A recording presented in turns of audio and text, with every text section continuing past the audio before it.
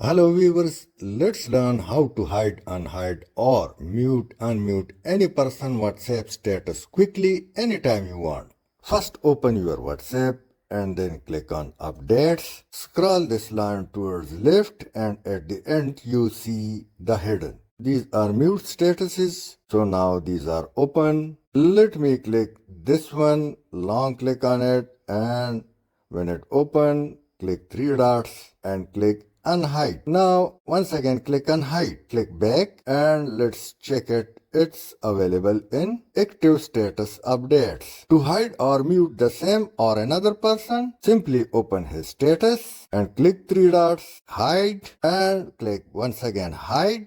And now this person has been added to hide or mute statuses. If you scroll towards left and open hidden, so you will see the person has been shifted to hidden block or mute block. So through this way you can interchange mute, unmute or hide, unhide status of any person swiftly. Thanks for watching.